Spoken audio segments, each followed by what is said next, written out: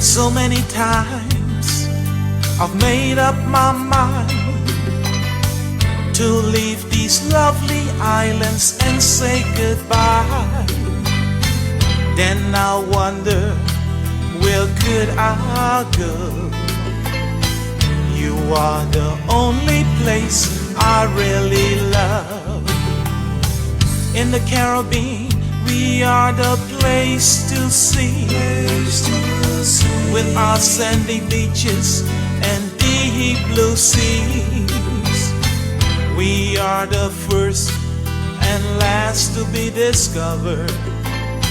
Once you visit us, I'm sure you will tell others.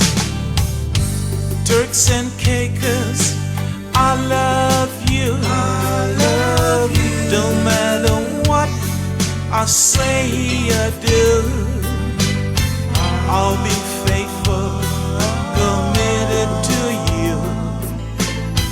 My lovely Turks and Caicos, I love you.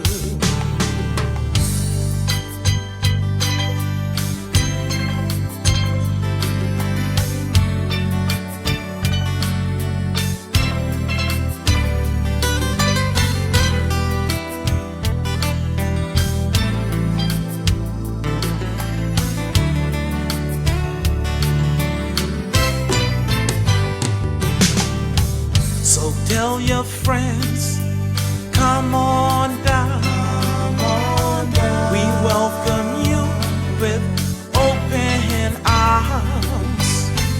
Our friendly smile is the first thing you'll see. You live in peace and tranquility. Good evening, Turks and Caicos. Good evening, Turks and Caicos.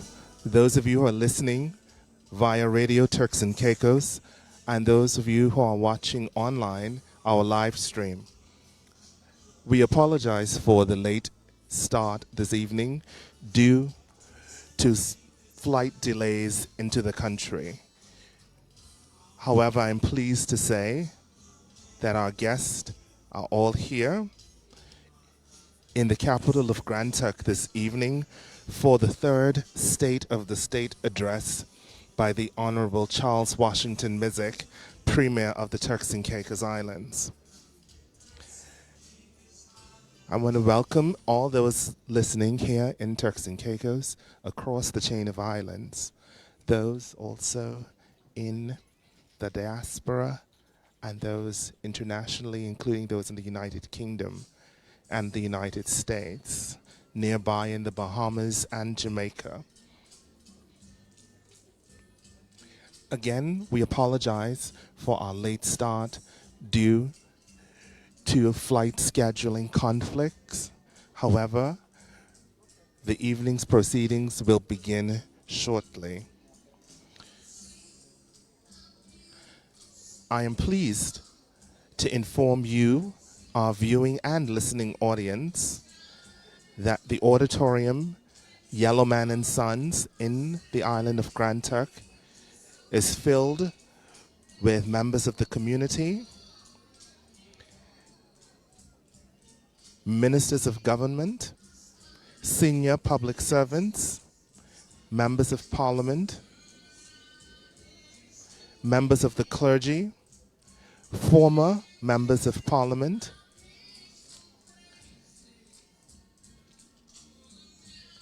this evening is the third State of the State address for the government of the Turks and Caicos Islands. This government, led by the Honourable Charles Washington Misick, was elected to office on the 19th of February 2021. Today is the third anniversary of this government's election to office. The State of the State address is this government's effort to update the people of this country on what is happening across departments and agencies of which they have oversight. I am pleased this evening to acknowledge the presence of Her Excellency, the Deputy Governor, Mrs. Anya Williams, as well as the Speaker of the House of Assembly, the Honourable Gordon Burton. As we await the start of this third address for this government in the State of State 2024, I want to acknowledge the presence of a number of members of clergy, retired civil servants, and former members of the House of Assembly. Again, the Office of the Premier puts on record its apologies for its late start due to flight conflicts. We are pleased to have so many members of the public and the community of Grand Turk here present this evening. This would be the first State of the State address being made by Charles Washington Misick, Premier, to the community here in Grand Turk, our nation's capital. The two previous State of the State addresses were both given in Providencia Isles. Tonight marks the first time the Premier will address the people of Grand Turk in this format, outside of Parliament and not on Providencia Isles. This event, as I said, is one of the tools the government seeks to employ to update the public on what they are doing in their ministries and departments. Good evening to our viewers and listeners here in the Turks and Caicos Islands and those around the world. My name is Kimo Tynes, and I am the Acting Director of Communication for the Turks and Caicos Islands government. This evening, our moderator will be a familiar voice and a familiar face to audiences across the Turks and Caicos. Mrs. Cheryl Ann Foreman will call the proceedings to order. I can advise the public tonight, having spoken with the Premier earlier today, can tell you that the Premier will cover a number of subjects. Tonight, in his address to the nation, the Premier will address hot-button issues that are prevalent in the communities across the Turks and Caicos.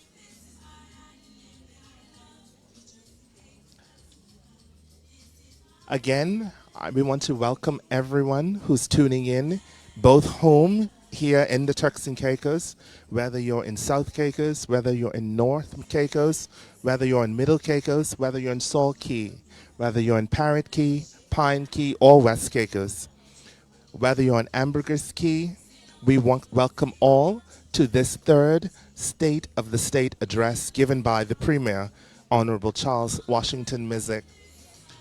My name is Kimo Tynes. I will be providing you with light commentary throughout this evening's proceedings. Again, we put on record our profound apologies for starting late due to flight conflicts getting into the capital this evening. The Premier, in his address this evening, will speak to infrastructure development across the islands. He will speak about housing. The Premier will in depth address the issue around roads. He will also address issues relating to national security. I can say to you, the public, that the Premier will address matters relating to our ports. He will also address constitutional advancement. He will speak to airports. He will speak to education. He will speak to immigration. And he will speak about the environment. This is another format for the government to speak directly to the people of this country outside of the House of Assembly. The Premier this evening will speak about Crown land, he will speak about community development, and he will speak about governance. These are some of the areas the Premier will address this evening for his third State of the State address. Today marks the Premier's third year being elected to office, first being elected on 19th of February 2021.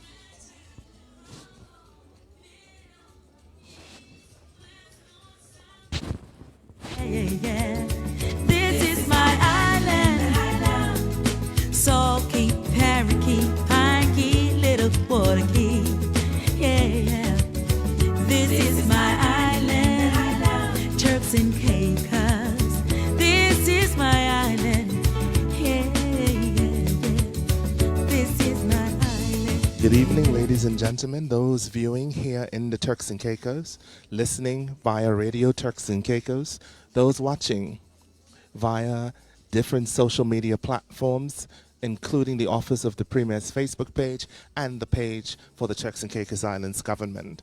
My name is Kimo Tynes. I am the Acting Director of Communication, and I am pleased to welcome you to this third State of the State address being given this evening by the Premier of the Turks and Caicos, the Honourable Charles Washington Misick, from the Yellowman and Sons Auditorium in the nation's capital of Grand Turk.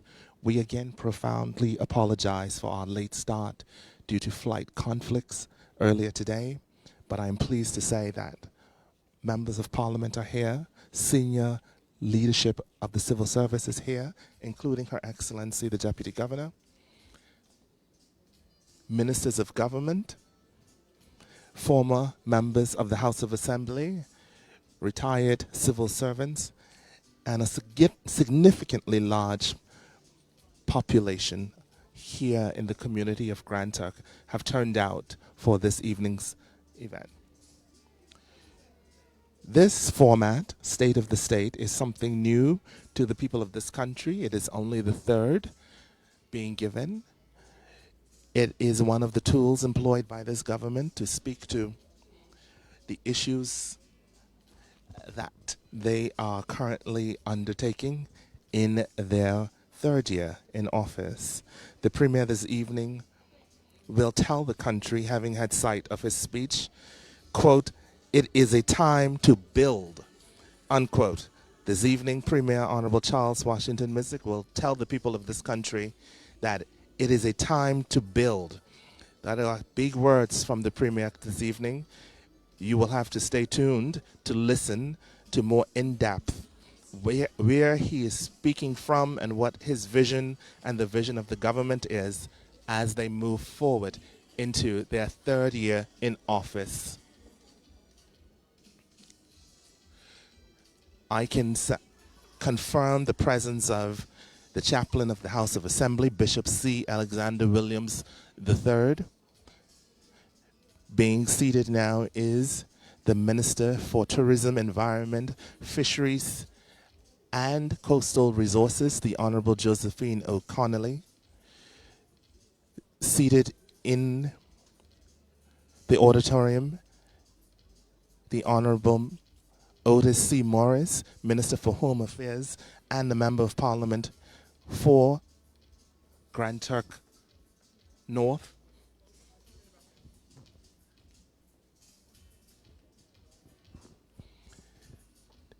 The Minister for Health and Human Services, the Honourable Sean Malcolm, is seated. The Minister for Education, the Honourable Rachel Taylor, is seated. The Honourable Minister for Immigration and Border Services, Honourable Arlington Musgrove, is seated, including the Honourable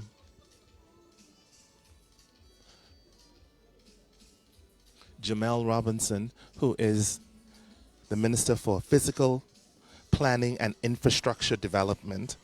As I said earlier, the Premier tonight will tell the nation in advance sight of seeing his speech that this is a time to build.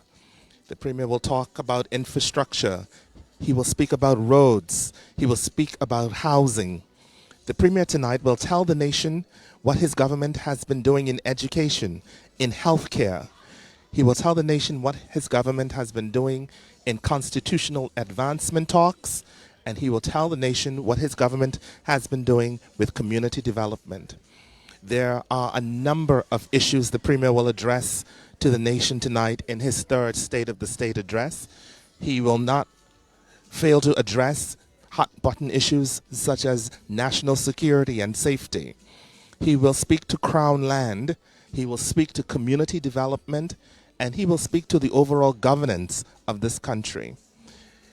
Having had advance sight of the Premier's address to the nation, he will also give a personal take on his time in office and what his vision is as he marks the third anniversary of his party being elected to office on February 19th, 2021.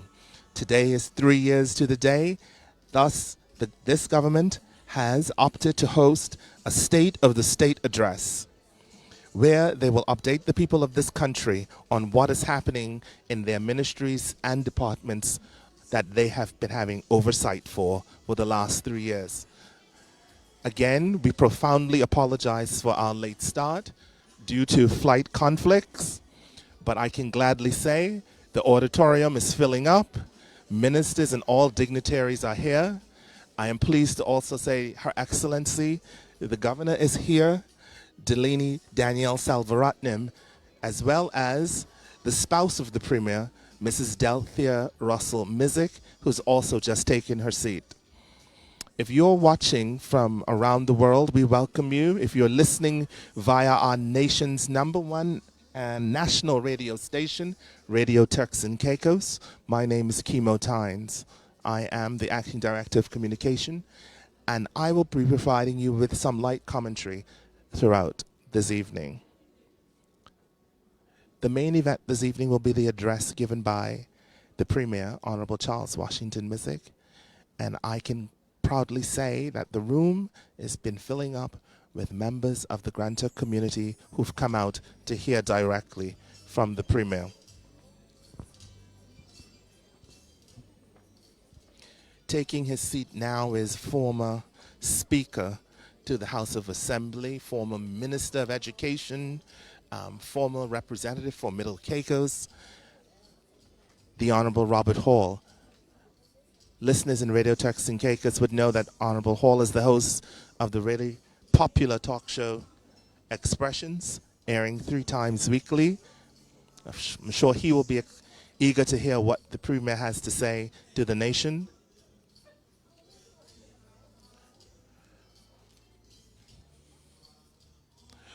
We wish to thank all of our viewers and listeners for tuning in to this third State of the State address.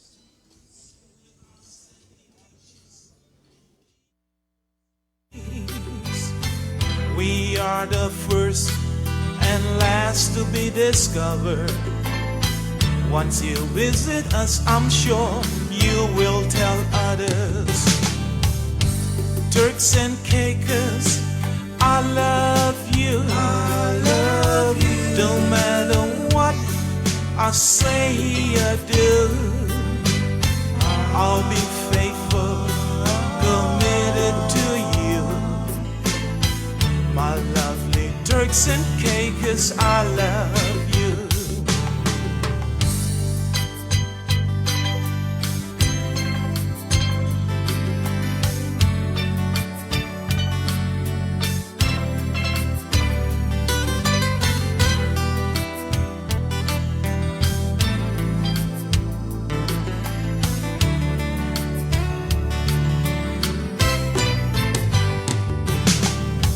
So tell your friends, come on down. We welcome you with open arms. Our friendly smile is the first thing you'll see. You live in peace and tranquility.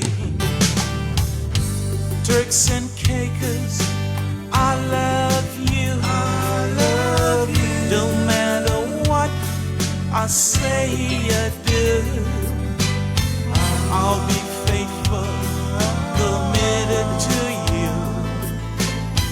My lovely Turks and Caicos, I love you. I'll be faithful, committed to you. My lovely Turks and Caicos, I love you. I'll be faithful, committed to you. My lovely Turks and Caicos, I love you.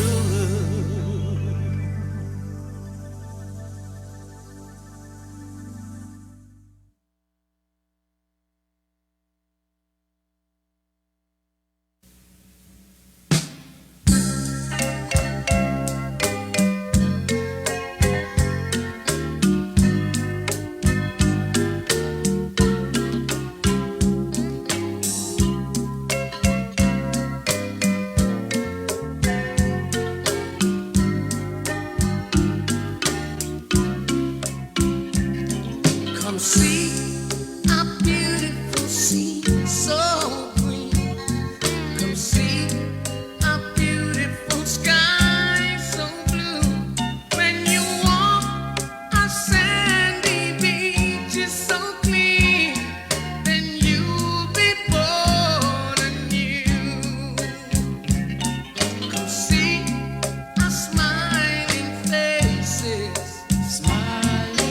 learn our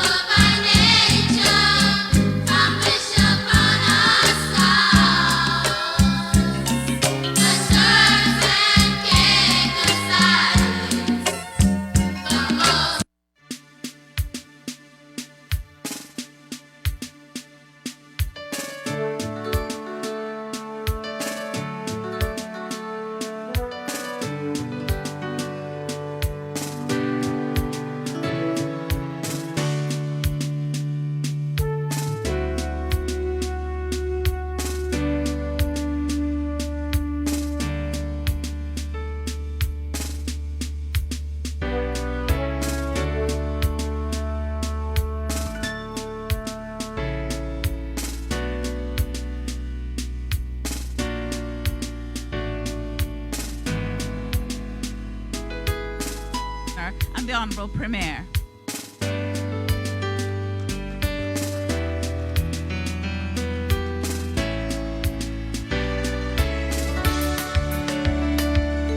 Bless this house, you and me.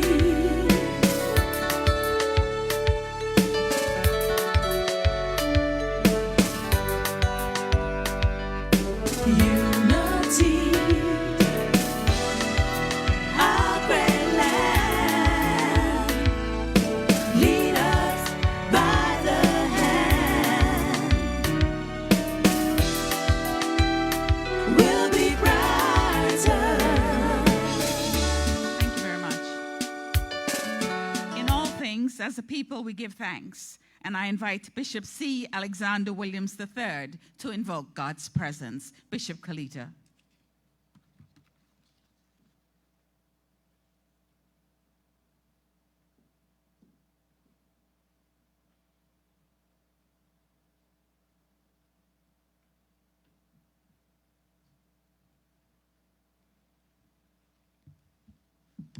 Shall we pray?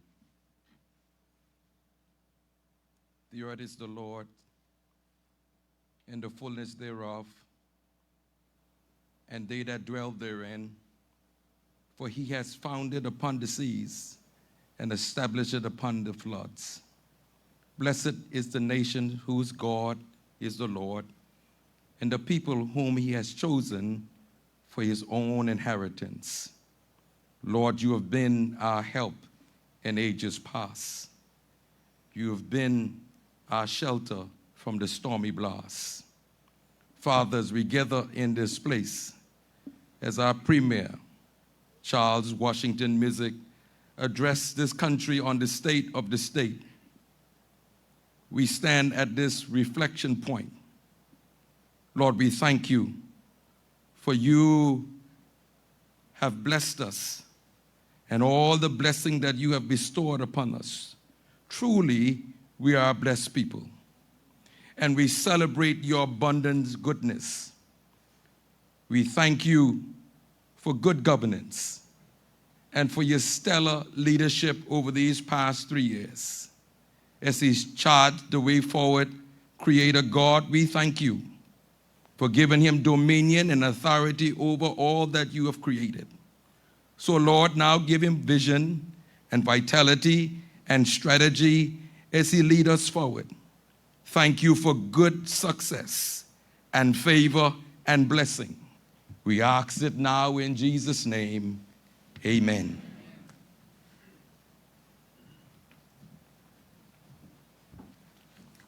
Thank you very much, Bishop Kalita. I'm going to kindly ask that we all mute all electronic devices and that we give this evening our very full attention, particularly when the Premier is speaking. Thank you so very much. Let's remain standing as we pay respect to the national anthem and the national song.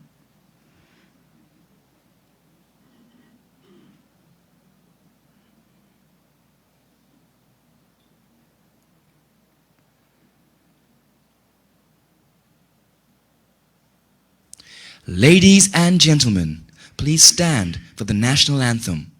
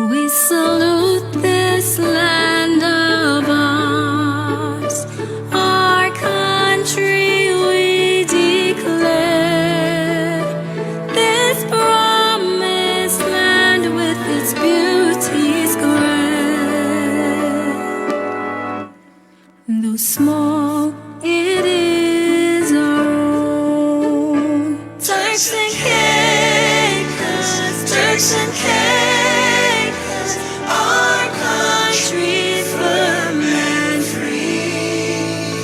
Our allegiance, Turks and Caicos, we pledge and we affirm. From the east, west, north, and south, our banks and oceans meet, surrounding sands and hills of glee, a pristine beauty see. Our people forged and planned with multiplicity of race and kind and creed and tongue, united by our goal.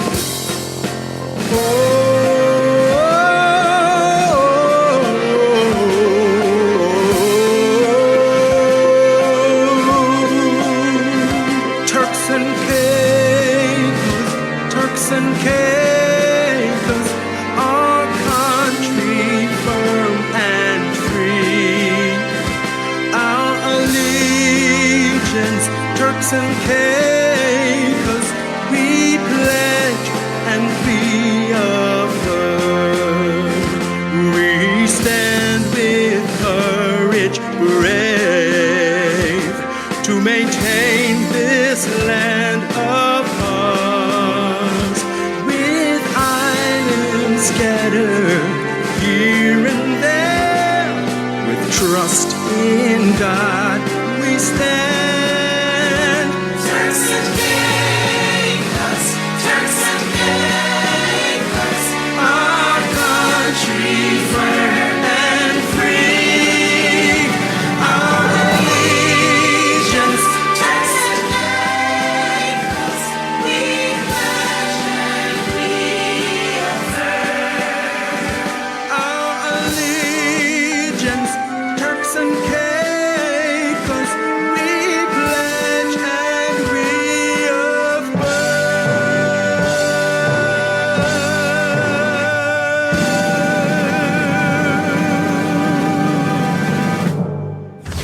Thank you very much. Please be seated.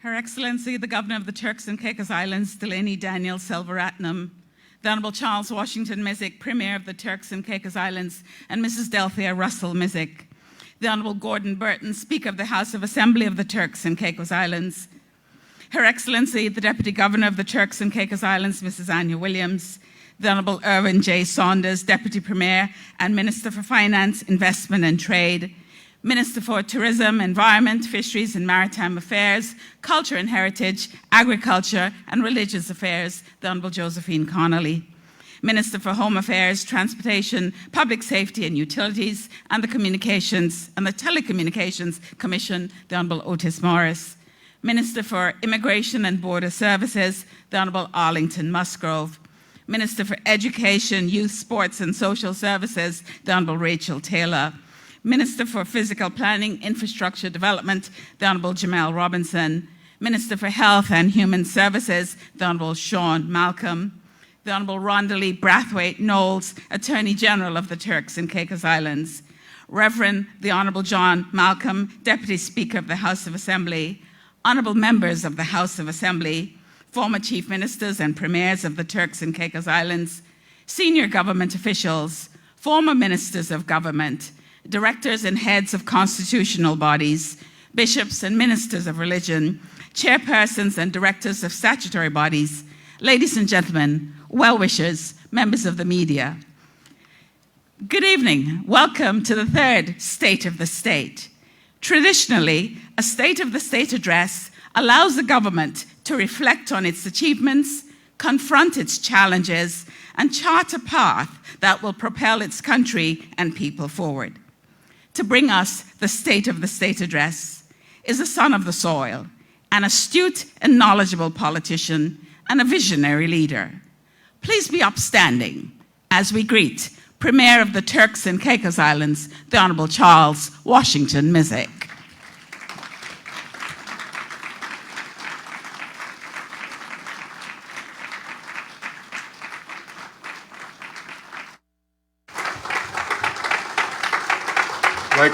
Thank you very much. Thank you very much.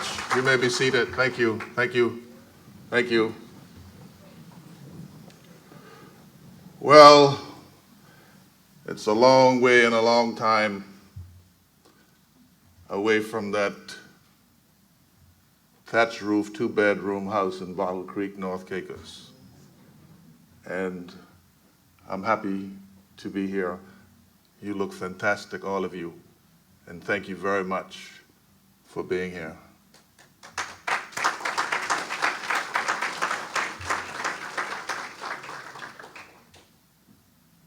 As you know, we are a very religious and Christian nation, so we always start with a verse. So, for I know the plans I have for you, declares the Lord, plans to prosper you and not to harm you, plans to give you hope and a future. Jeremiah 29, verse 11. The Almighty God said it, and I claim it. And if we unite with purpose behind this declaration, we will become unstoppable. For God is truthful, and the scripture tells us that his word will not return unto him void. So, Her Excellency Governor Delaney Daniel Selvaratnam, Honorable Speaker of the House of Assembly, Honorable Gordon Burton, Leader of the opposition, he's not here, but Her Excellency, the Deputy Governor, Anya Williams, Deputy Premier and Minister of Finance, Investment and Trade, Honorable Urban J. Saunders, Attorney General, Honorable Rondalee Brathwaite Knowles, elected members of the House of Representatives, senior public servants, deputy permanent secretaries, deputy permanent secretaries, chief executive officers of the various agencies and departments, residents, and of course, to my beautiful wife, my greatest supporter and my most ardent critic.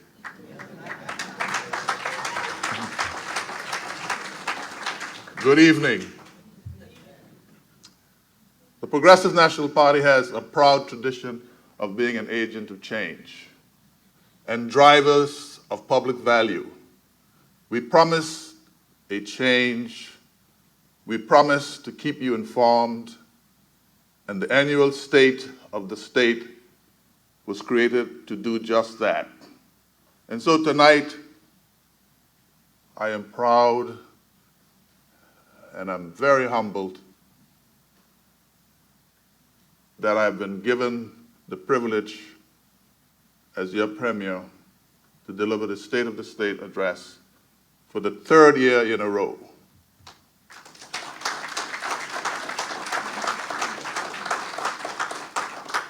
You see, on February 19, 2021, exactly 3 years today, the voters signed the People's Contract, giving the PNP the largest mandate granted to any party in these Turks and Caicos Islands.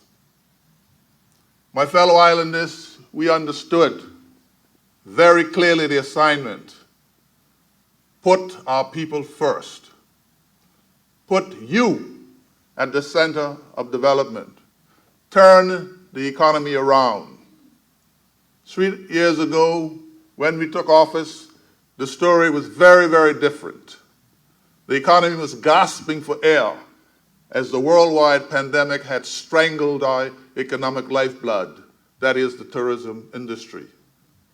The hopes and dreams of so many of our people were fading. Things were tough. No jobs, no income.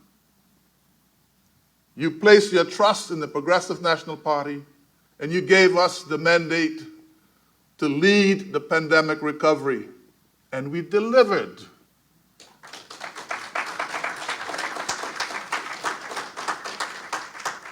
Rebuild the main pillars of the economy, and we delivered. Create better paying jobs, and we are delivering. Develop high quality and lasting infrastructure, we continue to deliver. To create an immigration system that will support the development of our islands, and we continue to deliver. Our economy is strong and expanding. Our critical tourism industry continues to grow and outperform many of our competitors. Investors' interest has never been better, and the pipeline of new development projects has never been longer and has never been better resourced or of a higher quality. And the truth is, more and more Turks and Caicos Islanders are entering the tourism industry, helped by the targeted concessions provided by this government. My government has given you many reasons to hope again as we deliver on promise after promise in the People's Contract.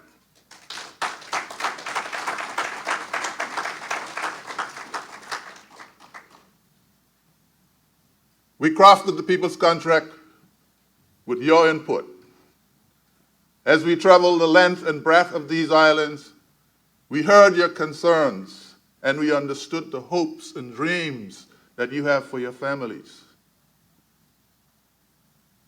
We gave you our commitment that we would work every day to ensure that the dreams you have for your children, whether it is better education, wealth creation, and a safe and prosperous society, are fulfilled one by one. And over the last 3 years, we have faced challenges, not of our making, but unavoidable, because we are part of the global economy. The supply chain crisis and the Russian-Ukraine war have resulted in higher prices for food, fuel, and services. And my government has always intervened to cushion the effects, especially on the most vulnerable among us. Let me remind you of just some of what this PNP government has done over the last 3 years to shield you and to give you some breathing room. We forgave over $15 million of legacy debt and penalties for small business owners.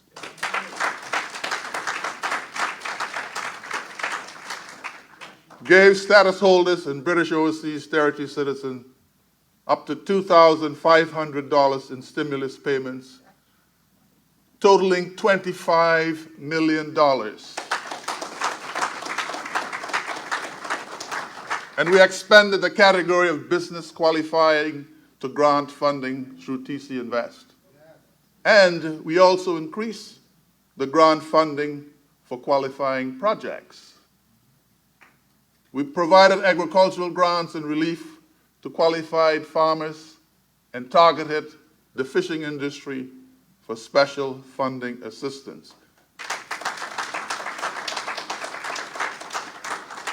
And yes, coming out of the pandemic, we boosted operators within the cruise sector with stimulus grants.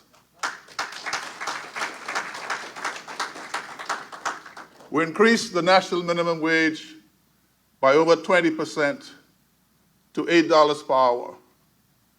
And we supported that or buttressed that with other social benefits, of which I'll speak to later.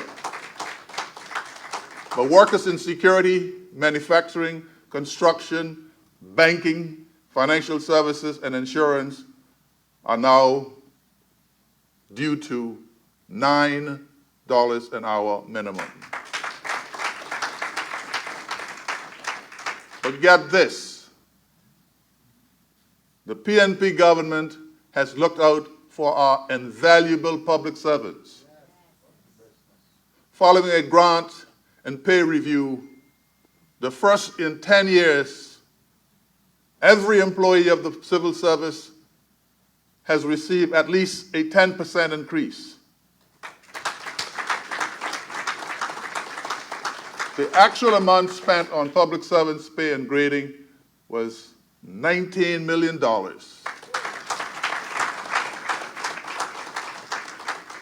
And the amount invested in public service fund was over $20 million.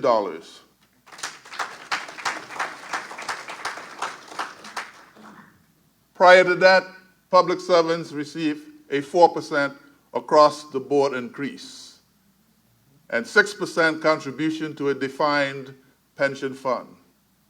Police received 10% salary increase. The Immigration Task Force was increased by 100%. Allowance. Persons employed before 1992 have a new 6% pension and gratuity program. And the 25% gratuity for persons employed before 1992 was reinstated.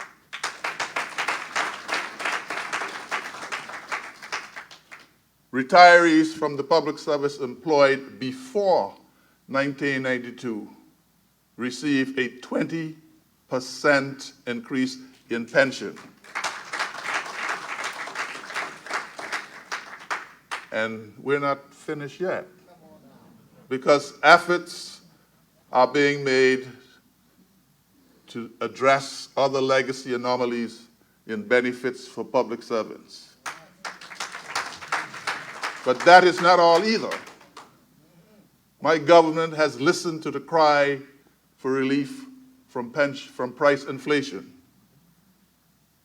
We reduced customs processing fees by nearly 35% and removed duties on food staples and supplies.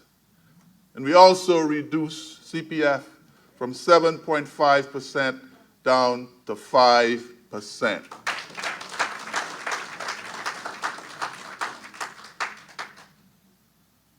We provide daycare and after-school support for families in need. Reduced the fuel tax from 85 cents to 64 cents per gallon and provided a subsidy on electricity bills to residents. That 64 cents still exists today. My government has provided social assistance, housing, child care, and assistance for the elderly and the vulnerable. And to show that we believe in inclusivity and no one being left behind, starting in April 2024, we will provide financial support of up to $1,000 a month to vulnerable persons over 70 years old.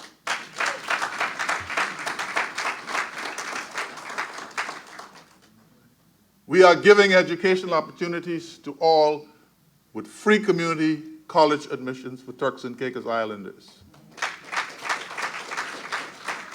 You see, we said we put people first. So, we have made significant progress also on some big-ticketed items. Many of these have been languishing without progress for many, many years. These include the Vision 2040 Development Plan, the constitutional advancement of the TCI, South Dock Port Development, a national ID, the housing policy and establishing the housing department, a mortgage corporation to support the housing need of our people, consolidating immigration and customs into one border force.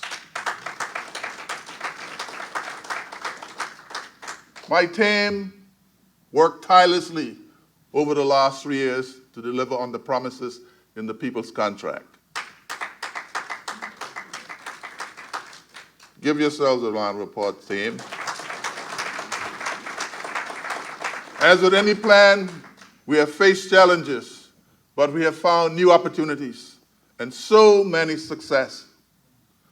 We added new priorities to drive economic growth and create better paying jobs. There were 15 areas of focus in the People's Contract. COVID-19 is behind us. So I will only give you a progress report on the other 14 areas. The state of the Turks and Caicos depends on the strength of the economy.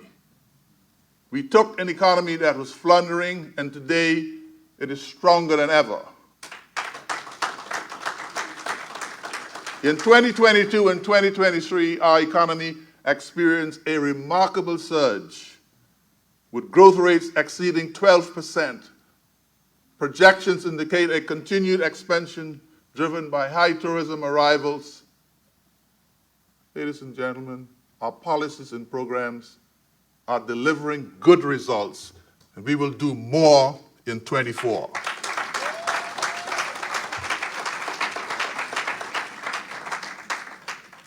New investments are coming. Construction is booming. Visitor arrivals are up. We also remove tax holidays from new development agreements. I don't know if you know what that means. Essentially, particularly in providenciales, we are not restricting ourselves by giving tax holidays because we know not what the future holds. We established TCI Finance, a sister entity to Invest TCI. We amended the restricted and reserved categories for business licenses to protect and support TCI islanders, especially in the construction area. And as our country grows and develops, it is critical that our local contractors can benefit. We've established a policy and program management office, the National Development Unit in the Premier's office, to ensure the efficient delivery of priority projects. And this is a big one. We have completed the transition from the Tourist Board to a destination management organization branded as TCI, as Experienced TCI. Now, I know it was controversial, but I don't know how many of you have ever eaten an omelet without breaking some eggs. In order to eat a good omelet, you have to break a few eggs. And to date, Experienced TCI has hired 15 Turks and Caicos Islanders, 8 of which are rehired from the Tourist Board.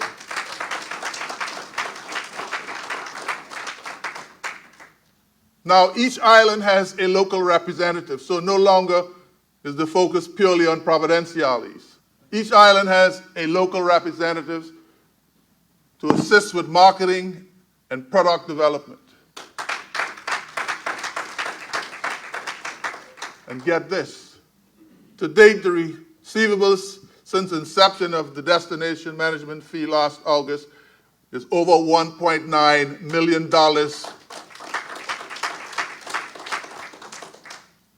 To date, the Tourism Regulatory Department has employed 8 new persons, 100% local. So between Experienced Turks and Caicos and Tourism Regulatory Department, the Turks and Caicos Islands is solidifying itself in the higher-end tourism market.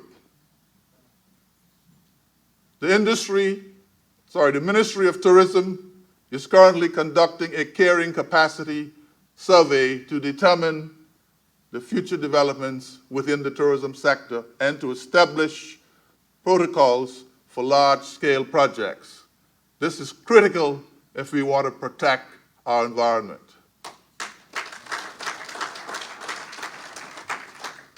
Food security has to be a top priority for us.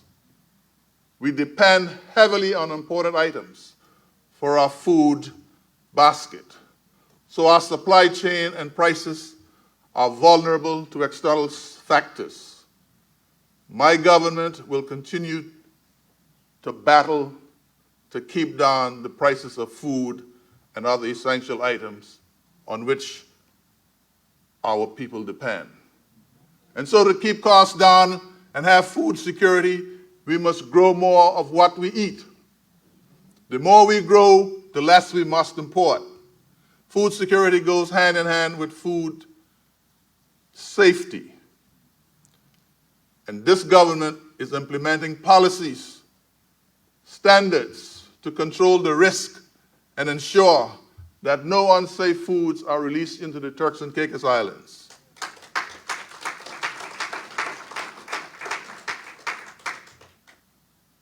Our goal is to build a healthcare system which serves the needs of all of our people.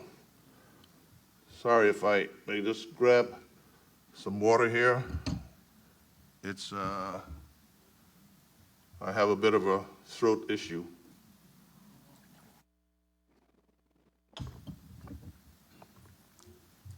So we are giving our people the opportunities to lead healthy, balanced, and more productive lives. So the Minister for Sports there, and I say, let's move, Turks and Caicos.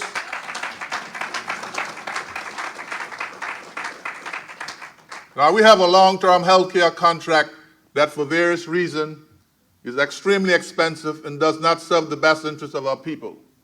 We are resolute and have now redoubled our efforts to hold the contractor to account for the many legacy breaches that burden our treasury and shortchange our people.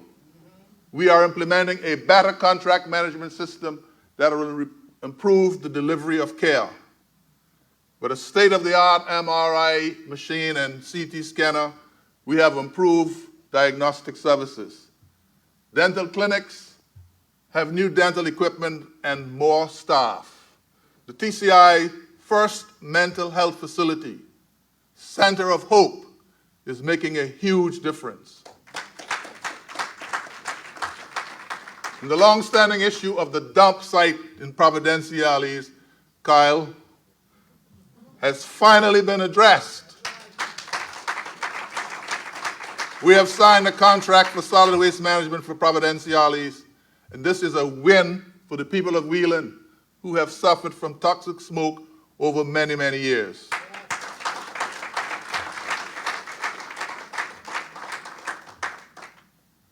Now, this is an area that I believe we all are gravely concerned about. The last year has been very challenging, the last few years actually, with spikes in gun violence. We all know persons and families who've been touched by this. And we are determined to take back our streets and communities from criminals. Our resolve to create a society that is safe, secure, and where everyone has full access to justice is even stronger. We have spent millions on border and internal security. We have spent generously to modernize our justice system with a special focus on rehabilitation. Over the last year, we have focused much attention and resources on crime fighting. We have expanded the investigative, technical, and physical capacity of the Royal Turks and Caicos Police Force. And we have more officers deployed today, including some from the United Kingdom. The police have more power to investigate, stop, search, detain, and break up gang activities. Those convicted of gang, drugs, or gun crimes, Her Excellency, will spend a long time in jail.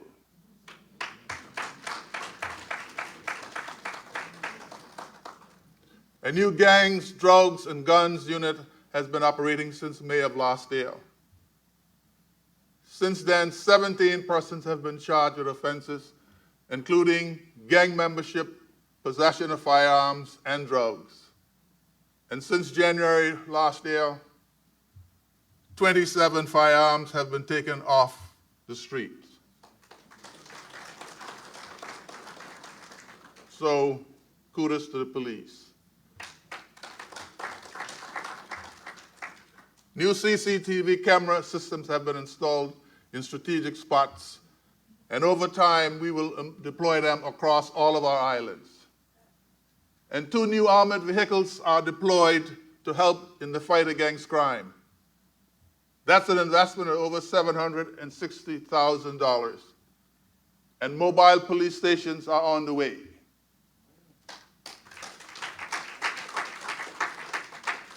Last year, we had over 600 drug seizures at Howard Hamilton International Airport.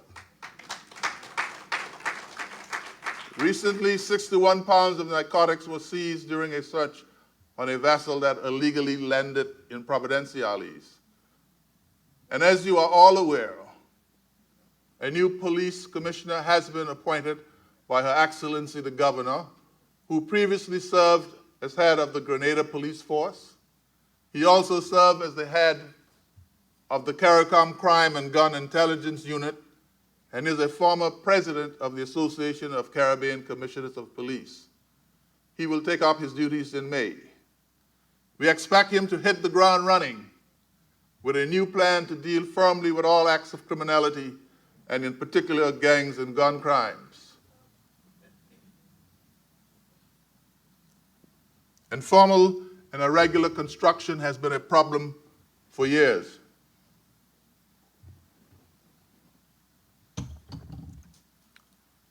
And we, in the Progressive National Party, we come to make a difference.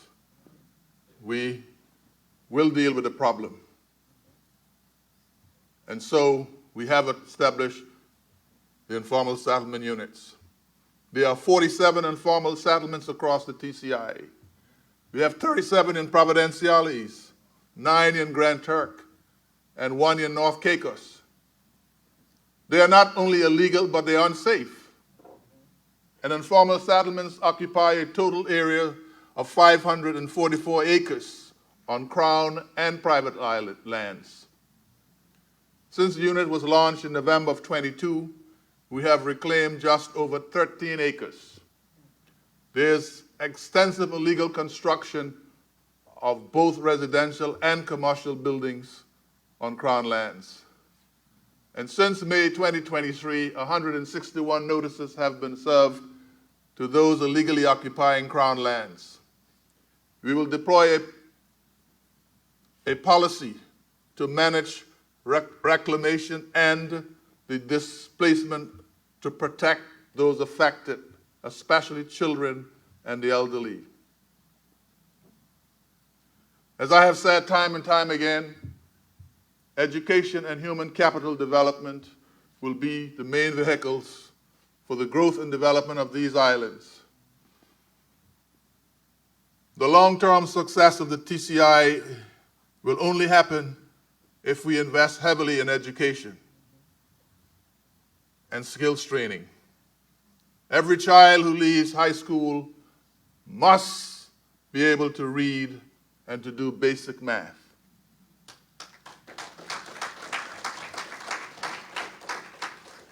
Last year, I told you that we achieved all commitments on education in the People's Contract, including free tuition at the Turks and Caicos Islands Community College for all citizens. And it is working, because this year enrollment is up 29%, almost doubling the projection. The Turks and Caicos Community College has opened a satellite campus at the Marjorie Baisden High School in South Caicos, and will open a second campus at the Raymond Gardner High School in North Caicos in September 2024.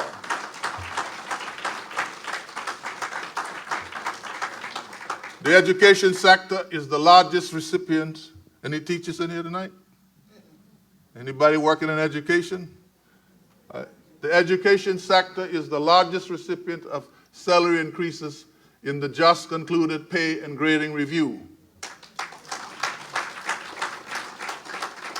And that was not an accident. We deliberately did that because we want to attract our best and brightest into education. So I see some students here and I see some young people here. There's a pathway and there are opportunities in education, and you have the ability to shape new minds. So you're welcome if you decide to come through that door. We implemented the Early Start Daycare Assistance Program. And again, I spoke about minimum wage earlier, and these two go together to try to help single parents and other low-income families in particular.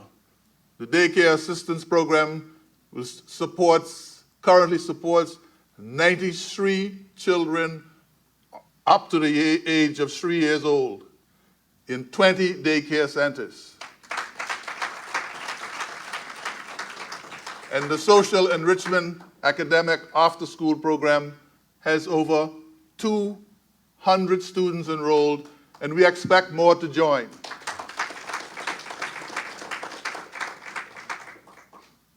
You see, it's not always about physical structure. The best investment you can make is in people.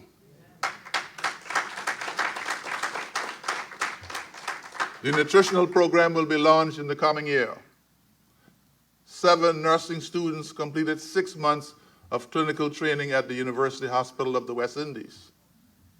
10 new classrooms have been opened in the public school system. The TVET program has trained and certified over 60 persons. I know I pause because we hear complaints all the time about the lack of a trade school. Well, this is an answer to that. This is maybe just the beginning, but it is an answer. So 60 persons have been given their Caribbean vocational certification, and another 48 are now registered to sit the exams in February of 2024. We put our people first. And my government believes that the success of the Turks and Caicos lies in the ambition and potential of our young people. And I want to welcome the students here tonight. I'm glad you made it. You see, because our youth are the designers and builders of our future. The National Apprenticeship Program, Honourable Taylor, provides young people with practical experience, training and certification to better prepare them for the job market. We believe in the development of mind and body. The Felix Molly Community Center is now open with facilities for basketball, karate, boxing, rugby, yoga, and dance. Thanks for your initiative, Honourable Taylor. The Grand Turk Sports Complex and Shelter will be completed by June 2024.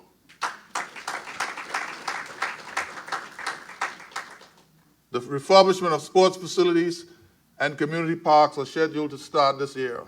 These include the Q-Town Community Park, the improvements involving the creation of play areas, multi-purpose field and seating for community games and socializing. The design consultancy for the Aquatic Center development is projected to be completed this year.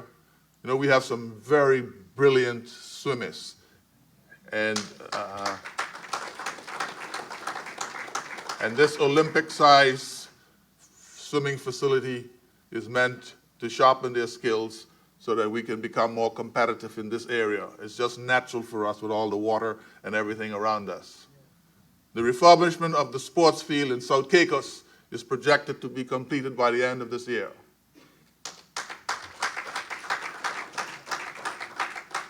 It sounds to me that we are delivering for you, and I promise we will do more in 24.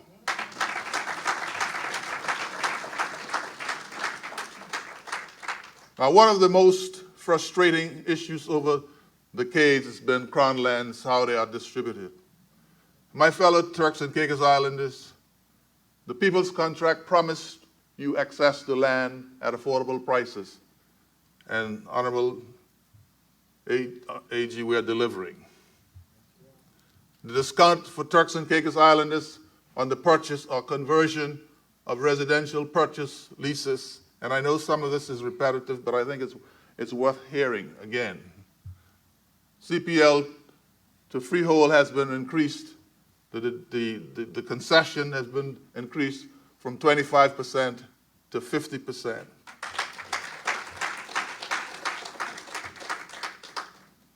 The Crown Land Amnesty Law is generous, and it's deliberately so. You now have 6 months instead of 3 to accept an offer for a residential property. You can surrender a conditional purchase lease without payment of arrears. Administrators can buy expired residential CPL properties if it was the deceased's primary residence. So let me explain that to you. If a relative dies and is living on a piece of Crown land that he has a right to be there on, the administrator of that property can execute the purchase so that that property can remain in that family.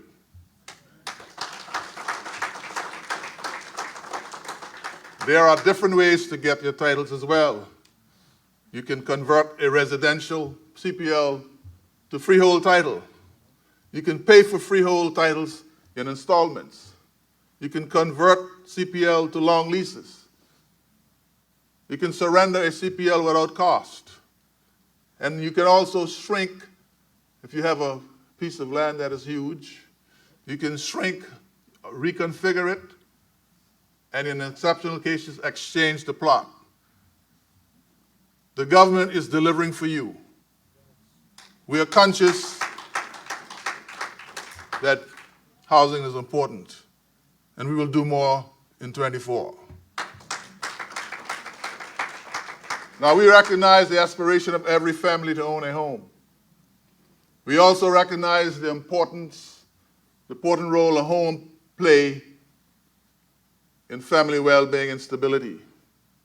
As new tourism properties come on stream and more persons come here to work and our population expand, the demand for affordable housing will increase. Our new housing policy is bold and it is ambitious. It is designed to improve the quality and quantity of housing supply throughout the islands. The aim is to provide a minimum of 600 new housing solutions annually. Between 2023 and last week, the Planning Department received applications for the construction of 294 standalone homes, 87 apartment buildings, with a total of 453 units. Decent housing must be available through TC Islander home ownership, rental support for low-income families, housing development projects in partnership with the private sector, and collaboration for the provision of immigrant housing. These are all schemes that we must implement. We will be working with stakeholders to develop planned and sustainable communities. This will be achieved through new construction, upgrading housing in established communities, and yes, Honorable Jamal, improving infrastructure where necessary. Let me be clear, in any housing development, preference, and I notice a whole new set of housing going on in Providenciales. I want to make it clear, in any housing development, and it is in our policy, preference will be given to Turks and Caicos Islanders. To improve the housing stock, we are providing TCI Islanders with financial support to upgrade their homes. So far, 289 applications have been approved for grants of between $10,000 and $50,000. And get this, the Progressive National Party builds institutions. That's what we're known for. We build institutions that will stand the test of time, from the NIB to the NHIP to the community college and a slew of others. And now, my government is establishing, for the first time, a $50 million mortgage fund to support mortgages for affordable housing across the island.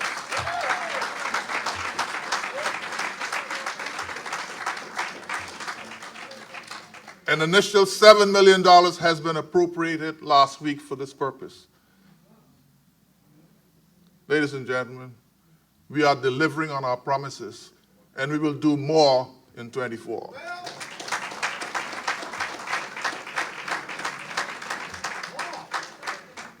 In 2022, we allocated $7.5 million to set up the credit union. I'm pleased to tell you tonight that the consultants have been contracted.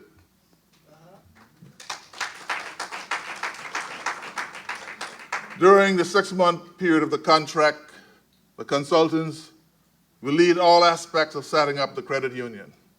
They will, among other things, lead the acquisition of licenses, handle the rollout of basic product offerings, find suitable facilities, develop a risk management system, including internal control policies and procedures. This is important. Building domestic financial capital formation institution. This is critical. We are committed to the development of infrastructure that will strengthen our economy, support development across all islands, and lead to long-term prosperity and a better way of life for our people.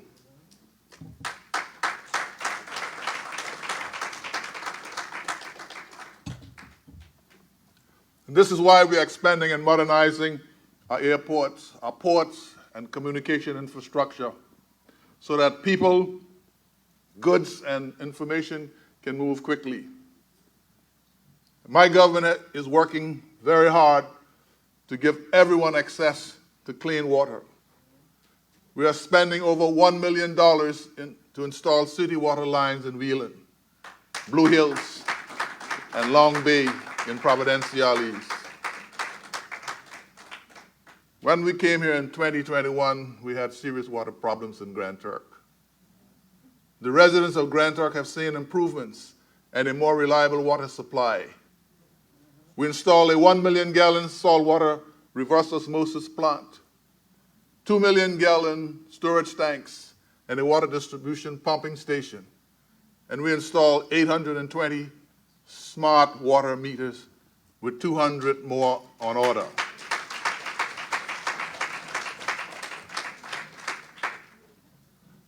To improve connectivity, safety, social and economic development, we are creating a better and more resilient road network. In Grand Turk, West Road and Church Valley bridges are under construction. This is an investment of almost $650,000. Construction will start soon on drainage and site work at the Helena Jones Robinson High School, as well as remedial works on the ponds, a combined investment of $3.6 million. And another $3 million is being spent to upgrade roads, bridges, and ponds.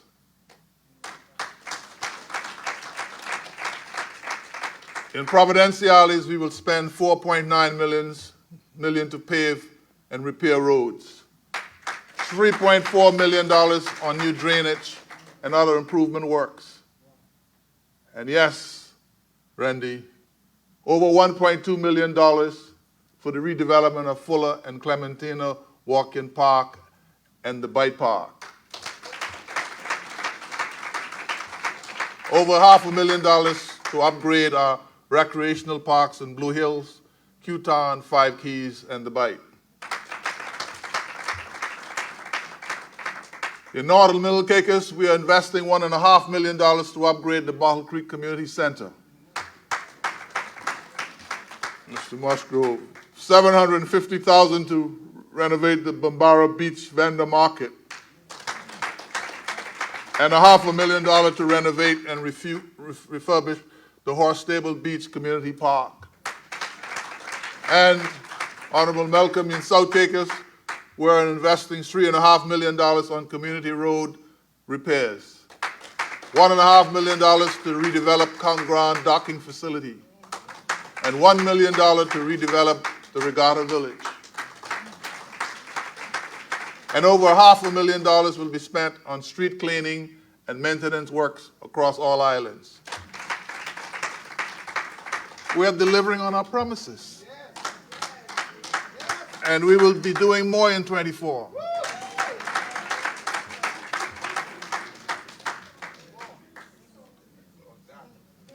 Modern, adequate, and efficient port facilities are an important part of our plan to develop the Turks and Caicos Islands economy and achieve first world status by 2040. And we have Mr. Jones in the audience. Mr. Jones, thank you for your service. You're doing a fantastic job with the ports.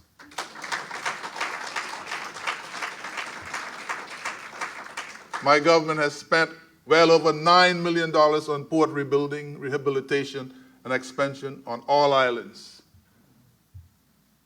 And we are not done yet. Over the next year and a half, we plan to spend over $20 million on the South Dock redevelopment and on a further $1.9 million on other capital projects. And the rest of the work will continue. We are building for the future. For too far, we've boxed ourselves in. A modern port system will spur economic diversification, job creation, global engagement, connectivity, and most of all, it will lower prices. And as the Honorable Minister Arlington Musgrove said last month at the groundbreaking for the redevelopment of South Dock, the dreams of a modern port are no longer distant echoes. They are taking shape and becoming a reality.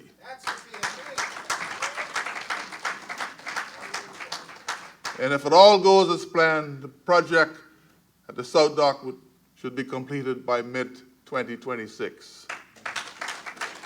Ladies and gentlemen, this is progress. We are building for the people of these islands, and we will do more in 24.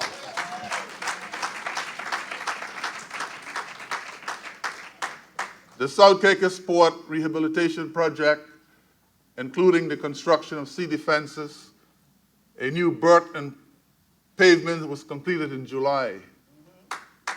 And last September, a master plan for the development of Cedar Park, South Caicos, was prepared and approved. And Honorable Malcolm, the project is currently out to tender. The Belfield Landing Welcome Center is now fully integrated into the port system. Important capital projects such as dredging of the channel and construction of boat slips are completed.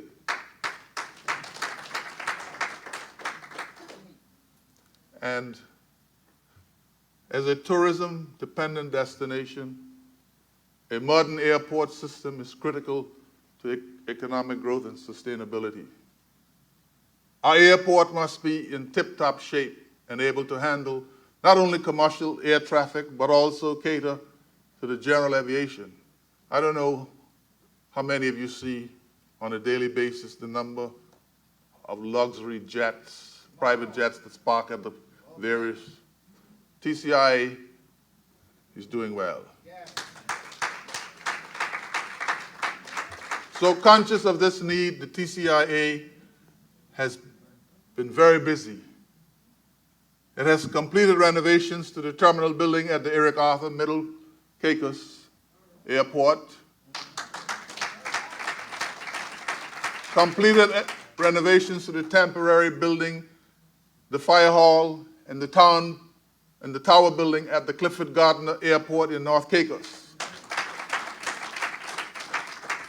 The Norman B. Saunders Senior Terminal Building and Combined Services Building, Honorable Saunders, are scheduled to be open, as you know, in May of 2024. Perimeter fencing at Jags McCartney Airport will be completed next month. Contractors seem to be doing an excellent job. Complete the Jags McCartney Airport roof restoration is finished. We handed over a brand new 6x6 Rosenbauer fire truck to Jags McCartney Airport. Complete the Walter E. Cox Senior Administration Building and staff parking. Install new seating, stanchions, and trolleys in all airports. Procure road and building signage for all airports.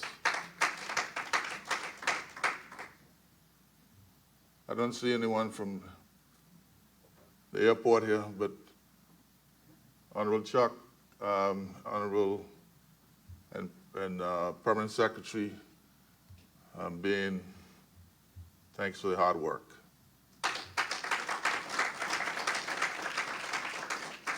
Plans are at the advanced stage of the construction of a new terminal building at the Howard Hamilton International Airport, and you will be hearing more of this. Meanwhile, the TCIA is working through procurement and other challenges to get the airside canopy at the Howard Hamilton Airport completed by September. This has been an eyesore, and we're working hard to make sure that it is completed. We are delivering. We are delivering, and we will do more in 24.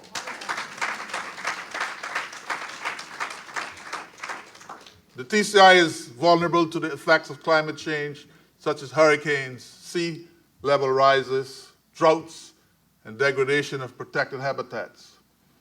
Our goal is to ensure the sustainable use of our natural resources so they will be in good or better condition for the generation after us.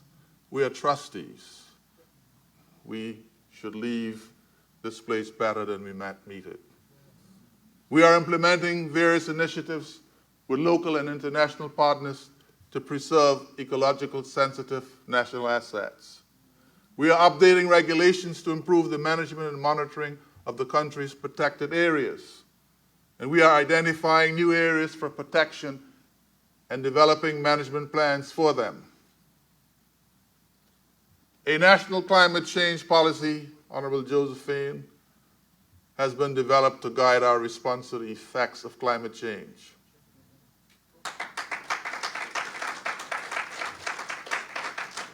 The Turks and Caicos Islands has a vast marine border which makes it easy for human trafficking.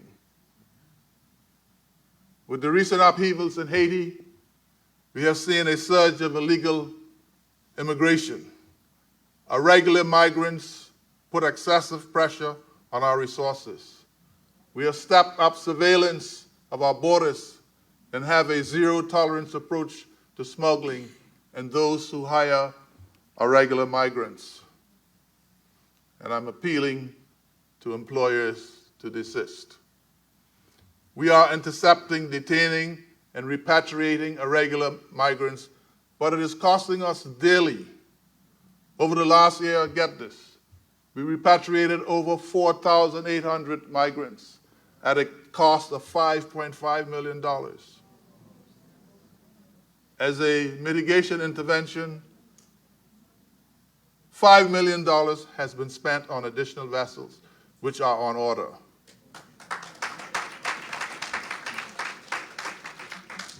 We have to do everything we can to protect our borders. So we're strengthening our borders with the integration of Immigration and Customs across the airports, seaports, into one border force. And they look beautiful in their uniform. We are working with our regional and international partners to fight irregular immigration, organized crime, and to secure convictions.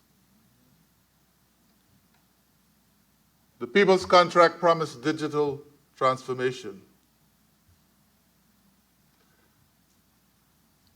Our people must have government services at their fingertips. Honorable EJ says that we have to deliver government as a service. Digital transformation will improve access to the public service, will increase transparency and efficiency while reducing administrative cost. So we have digitalized several processes. The agricultural case management project is scheduled to go online next month. The project to automate the process within the Health Regulatory Authority will be in operation in March. The Land Registry digitalization project will commence this month with scheduled completion in August 24. The Naturalization and Citizen Department is now digitalized. The Migrant Health Application Project is now online. It went on today. Emergency Medical Services Project to digitalize the operations of the department should be completed in April of 24. And everybody in this room and everybody in this country are proud of the success of the digitalization of the police record system.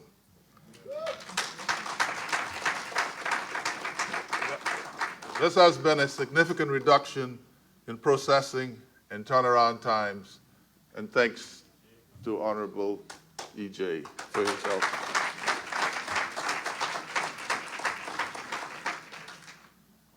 So I have separated the National Identification Project for the other e-governance projects because it is such a major endeavor. The National Identification System to support the rollout of e-government services and the issuance of ID smart cards is progressing as scheduled. This will make so much difference to the delivery service.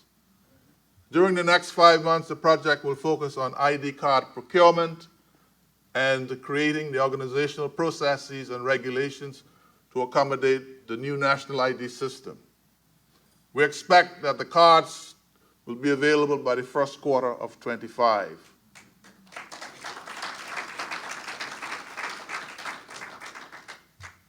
So these are some of the priority areas of funding and focus.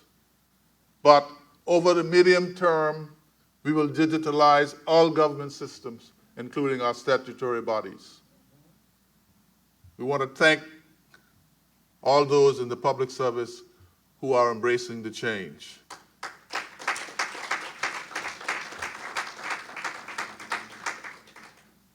Now, I live here, and I'm not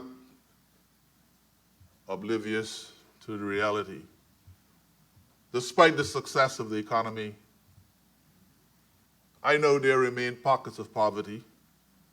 We're mindful of the struggles, especially for families with young children and the elderly, to alleviate poverty and cushion our people from the high food and other costs. My government is giving them financial and other support. Households with single parents, special needs and disabled children can get $500 for each child monthly for up to 3 children.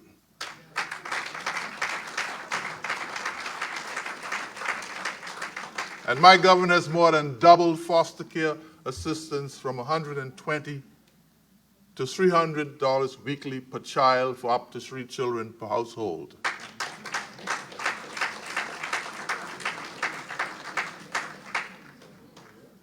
But there's more. The PNP government is looking out for those who have worked to build this country. We increased the NIB pensions. All pension awards prior to March 2021 are increased, ranging from 2.1% to 13.2%. And now that we're here, if you are 60 years or older and want to still work full-time, you can receive your retirement pensions.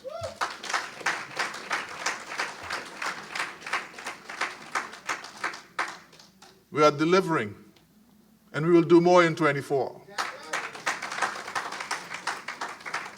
Now, my fellow islanders and residents, public officials, whether elected or unelected, we have a sacred duty to explain to the people how their money is spent. That's part of what I've been doing. We are answerable, and we must be accessible to the people who put us here. Any public official who breaks their trust must be held accountable. From day one, this administration has kept you updated on the decisions we are taking on your behalf and how these will affect you. The State of the State address is a feature of my government's effort to update you on what's happening across departments and agencies.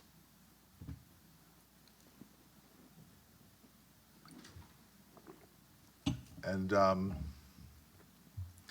after much delay, and I'm sure the kids will be smiling, my government has ensured that the House of Assembly returns to the NJS Francis building where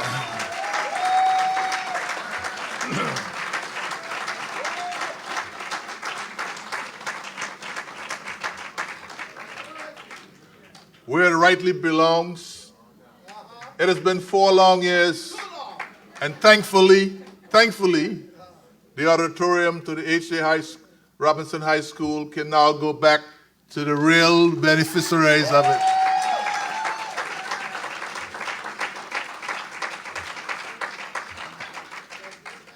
And not only will it go back to the kids, but you will now have a proper paved campus.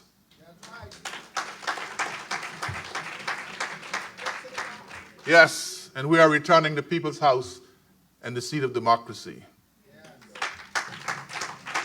But you know, I know that sometimes the folks in Grand Turk feel neglected, right?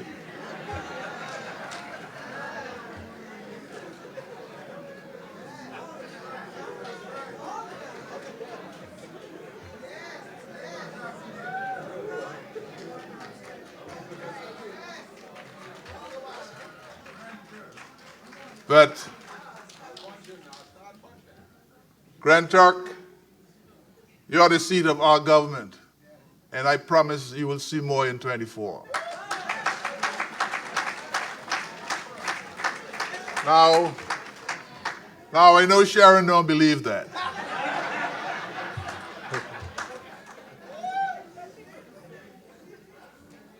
But there are plans for the development of a new luxury boutique hotel, and that have been progressing significantly.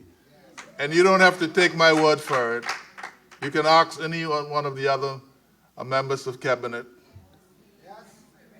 Beach land has been secured for the hotel development, and an additional architectural concept is in place. But I can't say everything tonight, so you'll have to wait till the budget address.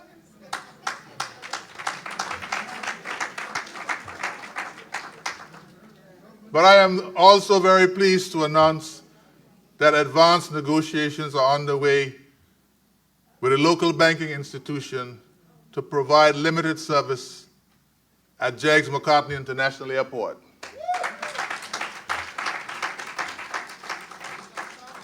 So these developments are significant strides to revitalize Grand Turk and a more robust tourism infrastructure for the Turks and Caicos as a whole. Let me say the Grand Turk Enhancement and Sustainability Agency, JATISA, embarked on a mission on September 1st, 2023. And one of the agency's most notable achievements to date is the implementation of the Community Enhancement Program. Under this initiative, a multitude of projects have been meticulously scoped and are now being rolled out to prospective contractors, with the first two closing tomorrow for the painting projects and repairs of perimeter walls in Middle Street.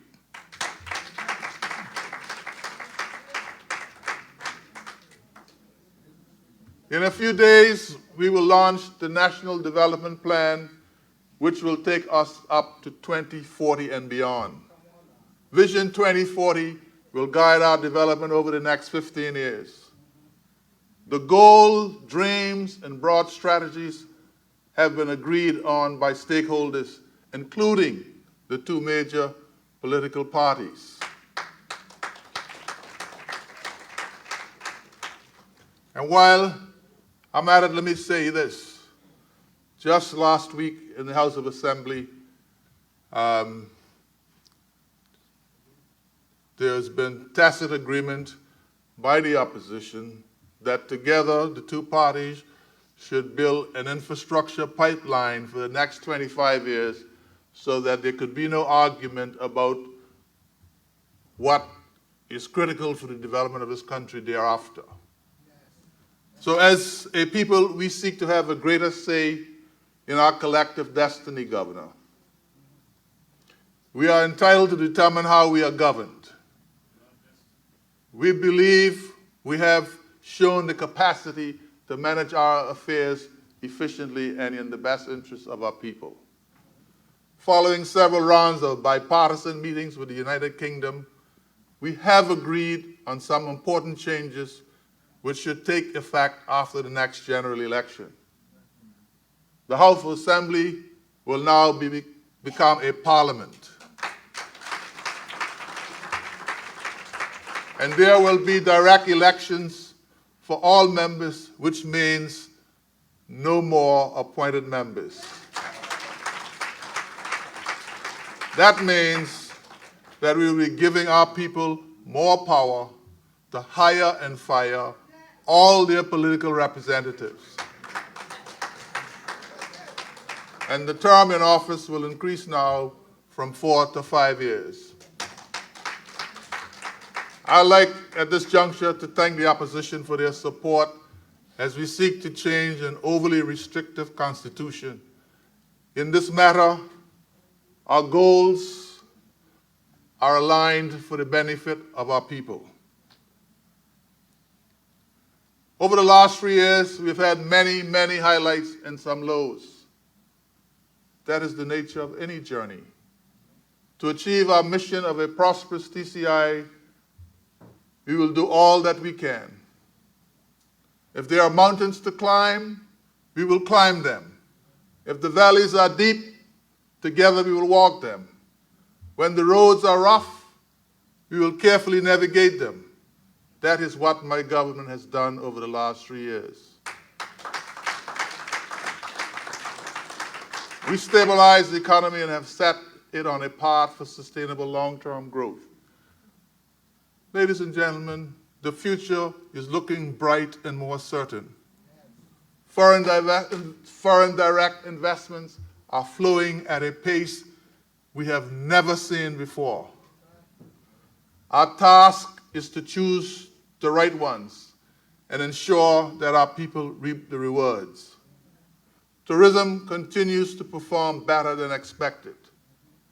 In 2023, we welcome more than 1.5 million visitors by air and sea.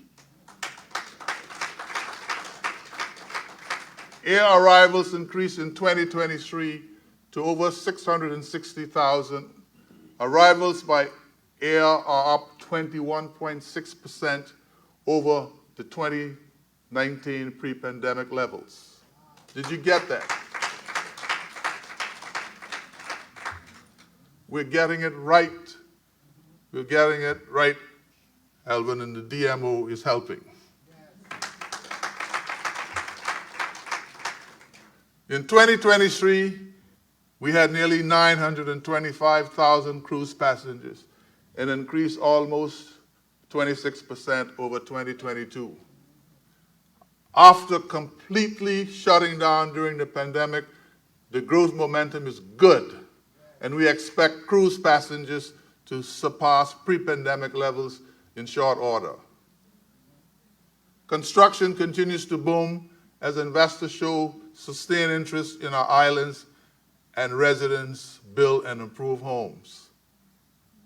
Projects at various stages of development value over, get this, $4 billion in the pipeline.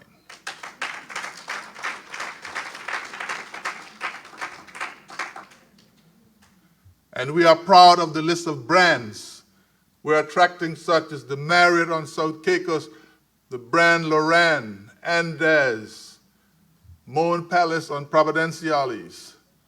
Projects with development agreements are currently under construction are valued at $792 million.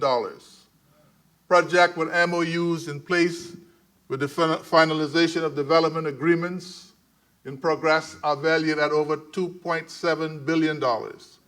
And projects at the due diligence stage have a combined value of nearly $507 million. We are delivering for you, and we will do more in 24.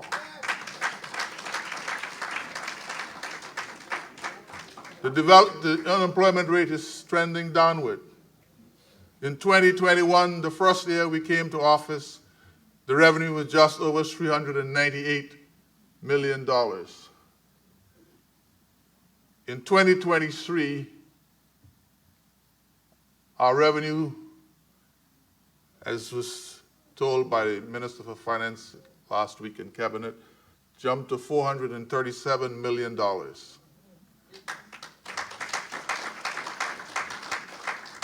The GDP has grown consistently since we came to office. It is projected to grow this year to $1.5 billion. This year, our economy is expected to grow between 3.6% and 5%. We are delivering for you, and we will do more in 24. So, my fellow islanders, before I close tonight, I wish to express a few personal thoughts. Since I entered politics, I've set my eyes and channeled my energies towards the comprehensive development of these Turks and Caicos Islands. I have always wanted a better future for our people. 50 years from now, another premier, or more likely, a prime minister, will report on the state of these islands.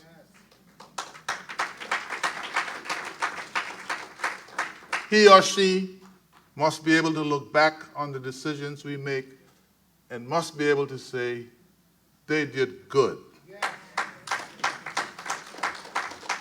Every islander must know that you are our top priority. We are growing the economy and creating the path for you to have the best opportunities. Standing on the sidelines will not help you or your family. To build and grow, we need all hands on deck. My fellow citizens and residents alike, my government focus is you and will remain on delivering for you.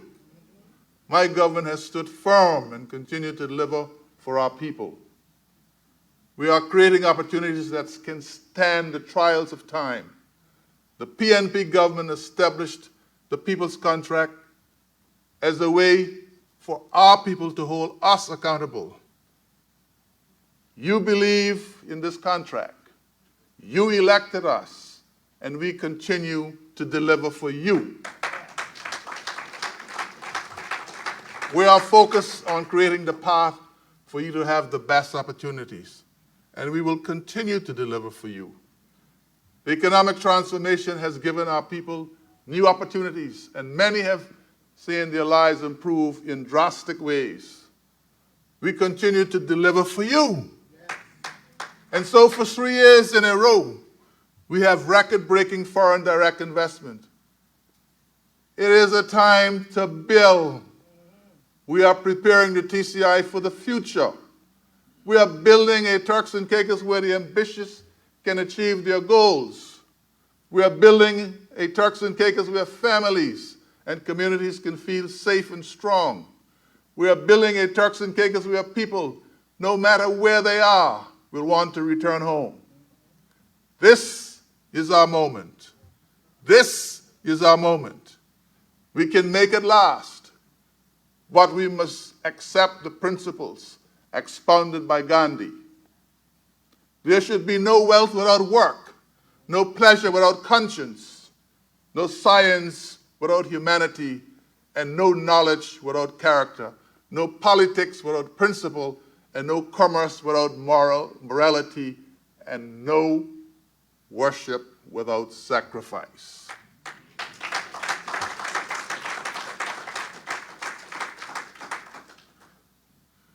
There's been no doubt that the Turks and Caicos has become a success story. And now, and I know my good friend, the leader of opposition, will be speaking tomorrow or later this week.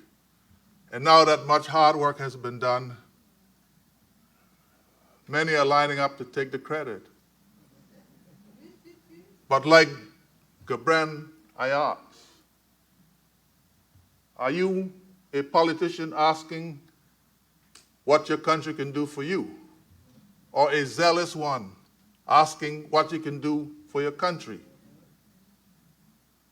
If you are the first, then you are a parasite. If the second, then you are an oasis in the desert. My colleagues and I would like to think of ourselves as oasis in the desert.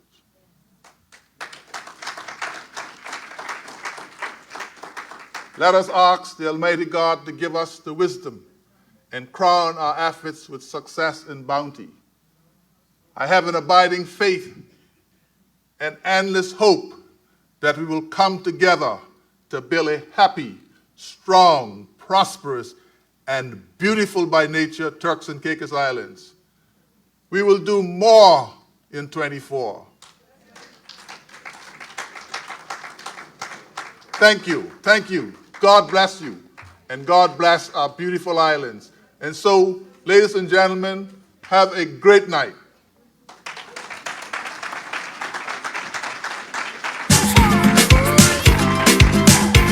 How are you? Yeah, yeah. Hey, how are you? Give me the work, with the work, yeah. Give me the work, with the work, now. Give me the work, with the work, now. Now, I come for this work. Sign me up, I come for this work. Sign me up, I come for this work. Sign me up, I come for it. Boss lady, I come for this work. Sign me up, I come for this work. Sign me up, I come for this work. And I go work it properly. I wanna sign my signature, cross my T's, cause I have all the requirements. Waldo Emerson, do not go where the path may lead. Go instead where there's no path and leave a trail. To our online audience and our guests here present with us, thank you for joining us this evening. Stay safe and well. We invite you to share refreshments with us on the outside deck. Good night, everyone.